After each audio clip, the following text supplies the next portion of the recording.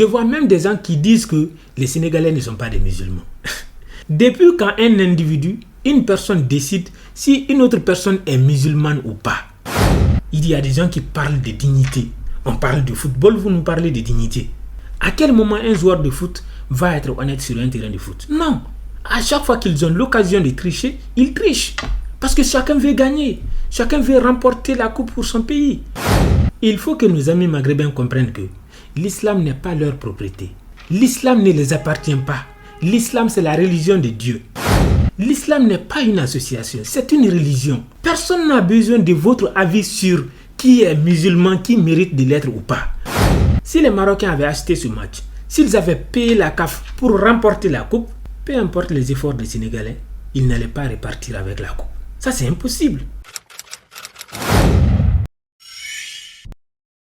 Le match qui a opposé l'équipe du Sénégal à l'équipe du Maroc à la finale de la Coupe d'Afrique des Nations 2025 est passé du mauvais côté de l'histoire. Et il y a plusieurs raisons à cela. Les événements qui se sont passés à la fin du temps réglementaire, sur les réseaux sociaux, au bord du stade ou encore ces histoires de serviettes volées ont fini par ternir l'image de cette finale qui était censée être le summum du football africain. Et aujourd'hui, on se pose une question. À qui la faute? Parce que là, tout le monde est en train de rejeter la faute sur l'autre. Mais concrètement, de quel côté se trouve aujourd'hui le péché? Et dans la vidéo que tu vas découvrir, on verra que les responsabilités sont partagées. Parce que d'un côté, on a certains supporters marocains qui tentent de faire croire que tout est de la faute du coach sénégalais et de certains supporters sénégalais. Et de l'autre, on a des Sénégalais qui essaient de faire croire que tout est de la faute de la CAF, de l'arbitre, mais aussi bien sûr de certains supporters et certains joueurs marocains. La première raison donc pour laquelle cette finale est devenue triste, c'est les discours de haine sur l'internet. Ça, c'était un match entre deux frères, deux pays amis.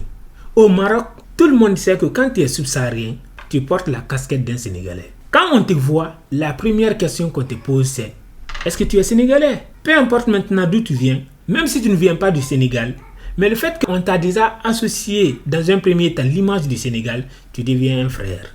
Les Marocains sont gentils, on ne peut pas le nier. Dans un match de foot, les tensions montent. Souvenez-vous de la Coupe du Monde 2006. Zidane prend carton rouge parce que Materazzi a insulté sa sœur. Tout le peuple français était en colère. Les supporters de Zidane étaient en colère contre Materazzi. Mais qu'est-ce qui s'est passé après? Chacun est passé à autre chose. Parce que le football s'est arrêté. Zidane est respecté dans le football malgré cet incident. Et ni ce jour ni aujourd'hui, il n'y a eu des propos de haine entre Français et Italiens. Ça doit nous enseigner quelque chose. Mais aujourd'hui, malheureusement, sur notre continent, les gens profitent de chaque occasion, et particulièrement du football, pour s'aimer et propager la haine. Et c'est malheureux. Sur l'internet aujourd'hui, je vois même des gens qui disent que les Sénégalais ne sont pas des musulmans. Depuis quand un individu, une personne décide si une autre personne est musulmane ou pas. Dieu n'est pas une création des humains, c'est le contraire. L'islam n'est pas une création des Arabes.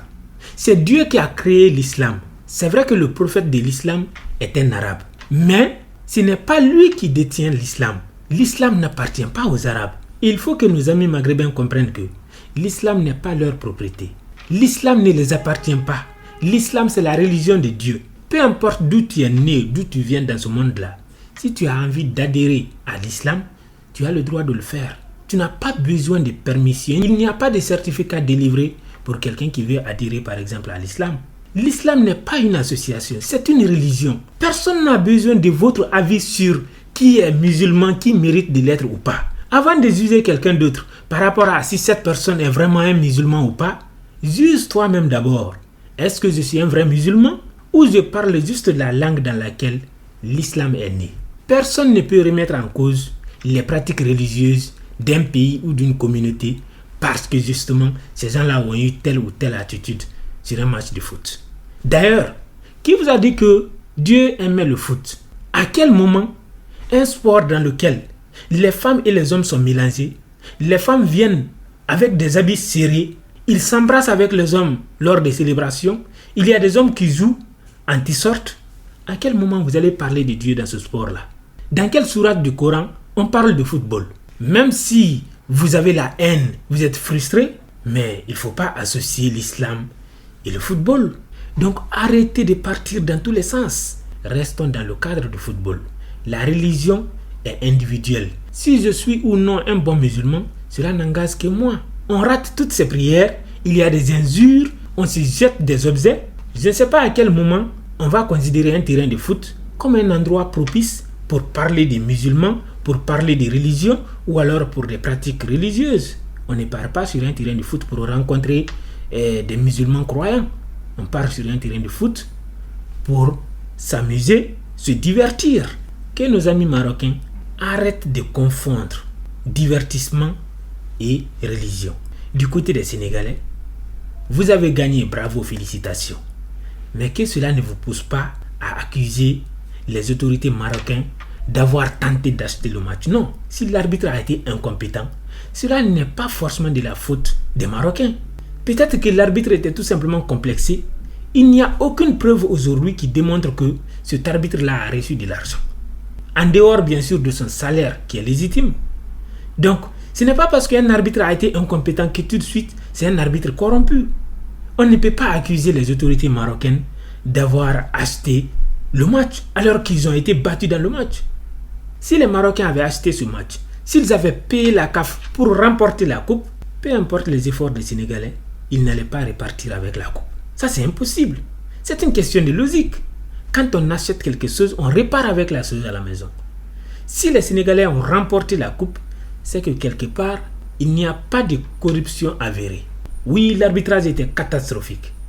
Mais les discours qui tentent de part et d'autre à rabaisser les autres, à mettre en cause l'intégrité ou la dignité même de l'autre, il faut arrêter ça. Il y a des gens qui parlent de dignité. On parle de football, vous nous parlez de dignité.